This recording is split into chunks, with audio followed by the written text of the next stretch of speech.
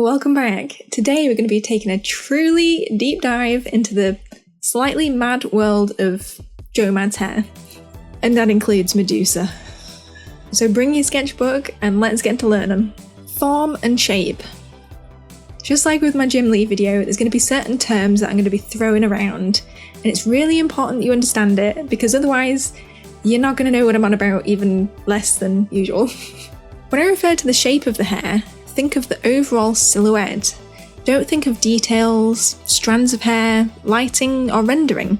This is an important first step when drawing hair, because it stops us from getting bogged down by those pesky details. The next term I will use will be form. When I say form, I want you to think of it like we would in an anatomical sense, like contour lines that wrap around whatever shape the hair is. This is often shown with hair groups, strands, and clumps. Now that we've got the formalities out of the way, let's get on with the learning. Rendering shortcuts. Now let's have a look at some easy peasy rendering shortcuts that work on both light hair and dark hair. When drawing a large surface of hair, there are a few very easy peasy tricks that you can use to make it look a lot more dynamic and easier to draw. If we look at this example here in pencil and colour, we can see that the shape and surface area of the hair on top is basically a donut, or the more technical term, a ring, I guess, maybe, but I like donut, so we're going to stick with it.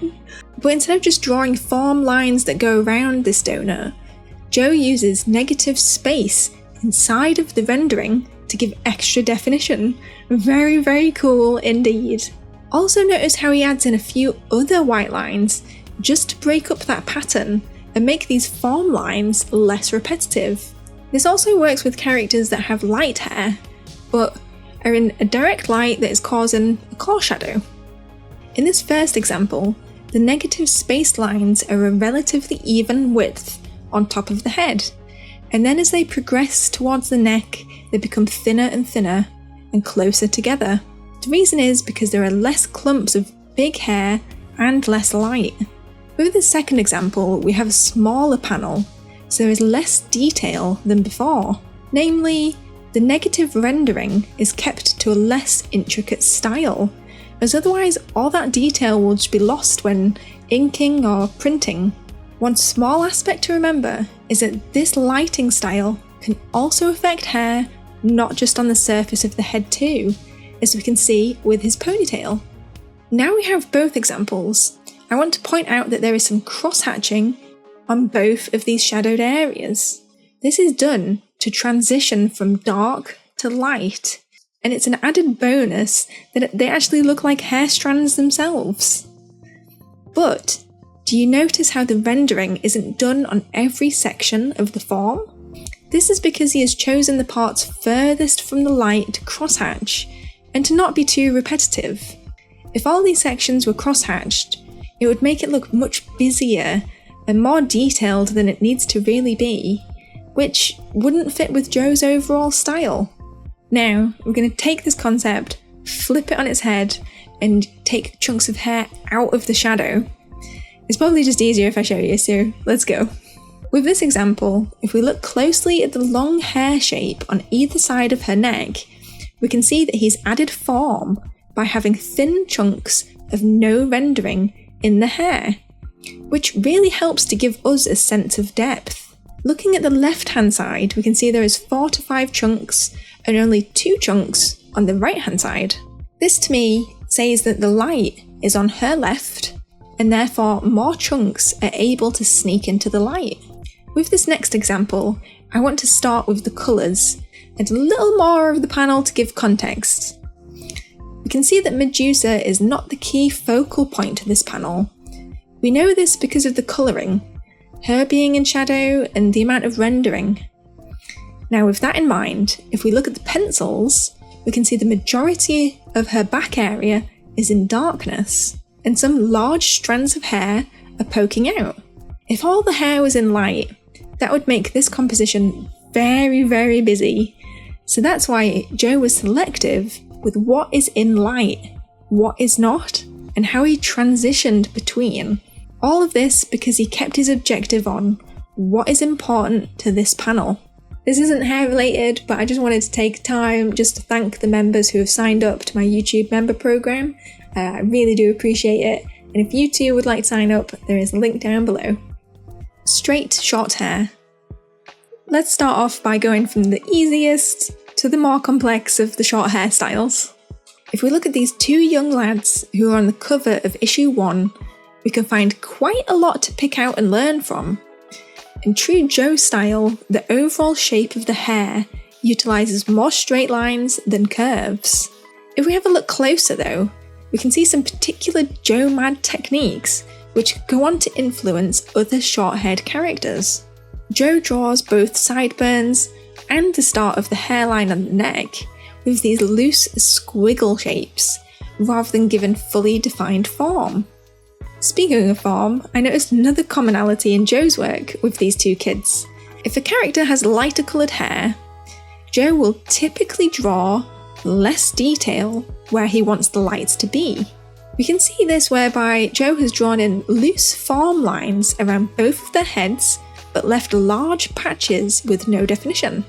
This can also be seen in this next example of a chap who's not too far away from those two, whereby Joe gives minimal form lines if the hair is in colour. Next, we have our one and only panel of Captain America with no headgear, but thankfully we have the pencils, so let's see what we can learn. What I find interesting in terms of shape is that Joe gave Cap a very pronounced widow's peak at the front of his head.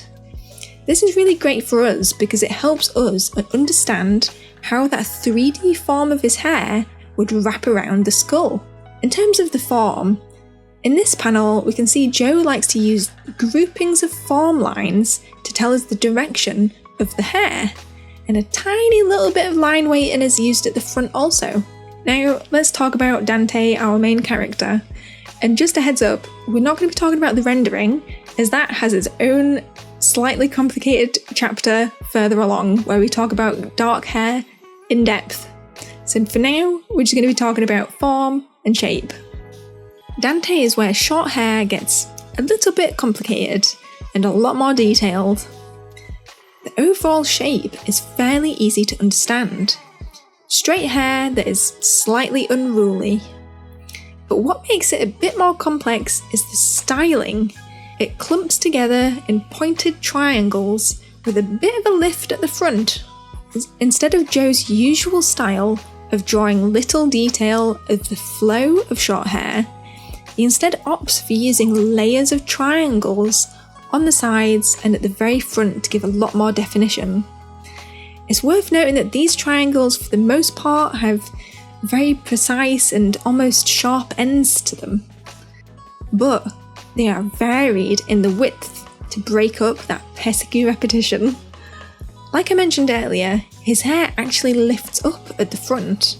Instead of adding in more triangles, he simplifies this area into just flowing lines, which don't even sometimes meet the top of the hair itself.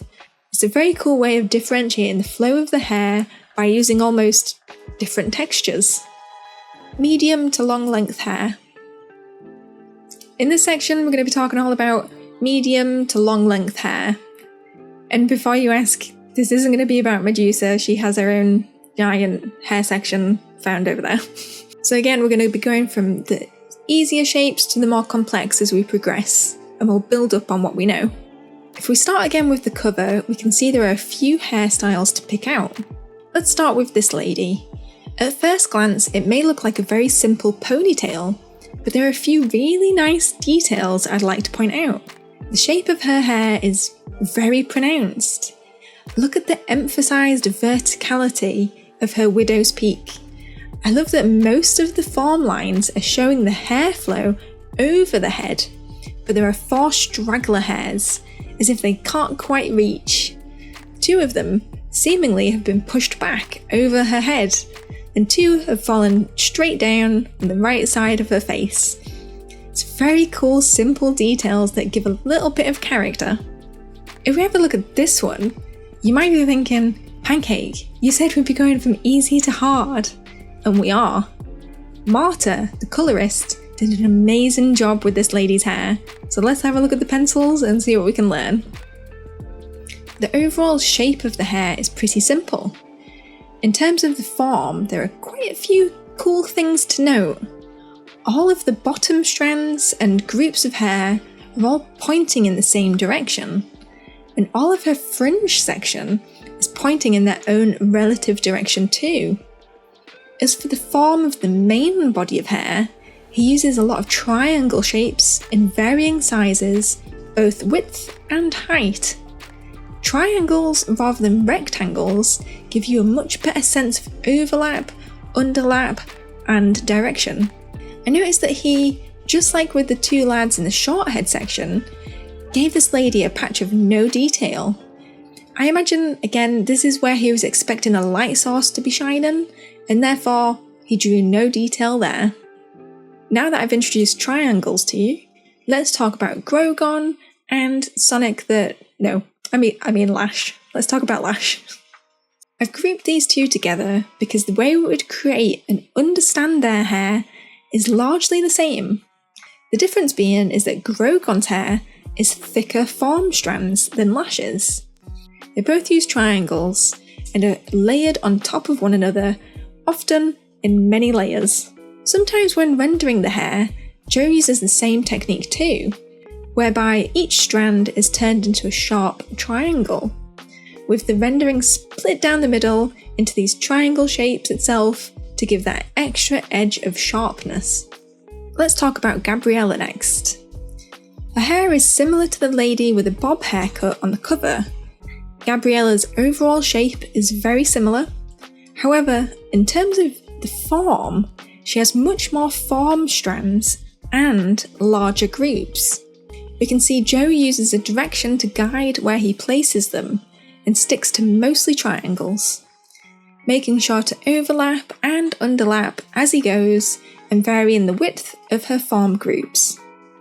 He makes it a little bit more complicated though when her hair is either in motion or is in a smaller panel. Here we can see the hair in motion, and if we take away the colours, we can see just how much detail and tight pencil work he added. We can see that he has a really great understanding of how form flows and how hair gathers in clumps. He also understands how this creates heavier clumps and how they go on to affect other clumps. If we were to draw this ourselves, we need to understand the direction of the motion, then set it into groups. Thick clumps, outlier strands, and a secondary group. Notice how he layers these, with the lighter groups being on top and further away from the heavier clump shape. Now let's talk about Christian, and I'm not going to lie, his hair has baffled me for a long time and still sort of baffles me, so if you have any ideas, please let me know. For some reason, this is the one hairstyle that took me the longest to figure out, and in all honesty, just this one panel still sort of baffles me. So here's my understanding of how we can go about creating it. We can see that his hair has volume and is lifted up from the scalp. So I would create a basic guide, something like this, and change it depending on the angle. Now, onto the form. We have some straggler strands, which are fairly easy to understand. We draw these like 2D ribbons, whereby at the bend we make it a sharp turn and it widens out. We can see though that he utilises weight and overlap in these stragglers on the front part of his hair, whereby gravity is pulling down those bits of hair that aren't tucked in with the heavier clump underneath. The formation of the clumps on top, as we've discovered so far in Joe's hair, uses triangles. A lot of different triangles. One important note about these triangles though, is that they don't all face the same direction. He mixes them up to create overlap and underlap. Christian's hair does in fact become slightly easier to understand in the few panels that he has left, mainly due to either a smaller panel size or less motion and therefore less detail. Lighting dark hair. I really thought that rendering dark hair would be a lot easier than it is. I just thought you colour it black, you put in some highlight spots in the direction of the light, and that's it, right? I was so wrong. Oh my days, I was so wrong. So I'm going to try my very best to convey this in a logical and understandable way. Try being the keyword. Let's temporarily forget what we know about these characters' hair colour, and let me show you the conundrum I faced when looking at the pencils. At this panel, you might naturally assume he has a lighter hair colour than her, right? His hair looks like it could be any value on the lighter side of the spectrum. Then let's look at this panel on the page before. Well, maybe it's a very dark room. Yes, it is. But then I show you this panel. Aha! It's not in darkness. But before, he had light hair, then dark, and now I don't know what to think. When it comes to rendering dark hair the Joe Mad way, there are a few things we need to consider, so let's dive in. The first thing to consider, as this will save you a lot of time, is the size of the panel. Or the size of the character in that scene. If one or the other, or both of these are small, you're going to want to simplify your pencils regardless. And therefore, we need to simplify the rendering too. I found that typically Joe will opt for less rendering and leave the hair colour choice to the colourist, rather than losing detail by adding in lots of spot blacks in a tiny area in a tiny panel. If we now exclude small panels or tiny people, the next thing to consider is the lighting itself in the scene. Strong directional lights will create harsher core and cast shadows, creating more rendering in any hair, but it's more prominent in dark hair. And if we have an extra bright directional light, it can strip away some of the shape as well, as seen as this panel. Very cool. And now we need to consider the composition and the contents of the panel so that the rendering doesn't clash between them. This can be split into two simple ways that I've discovered so far. If you have multiple characters in a scene with dark hair, Joe will only add heavy rendering to one of them, even though they are in the same light with the same colour hair. This is because it therefore makes the panel look less full of spot blacks, and allows the colourist to make their own creative choices more freely. The next is to consider the background. Let's look at this panel of Gabriella, who we know has dark hair. Here she's in front of a spot black wall, so her hair shouldn't be spot black too, otherwise she would totally blend in. I really hope that all made sense. I've tried to rack my brain to find a logical way to explain this, so if it doesn't make any sense, please let me know in the comments. People of colour. Joe has some really interesting ways to add texture to varying levels of tight curls. So, let's have a look. Here we have Jason, one of the fresh new humans that easily has the coolest hair in the series. Who doesn't love a mohawk? In terms of the shape of the hair, it's fairly simple. There's only one strip of hair right down the middle to think about. The form is where things get pretty interesting though.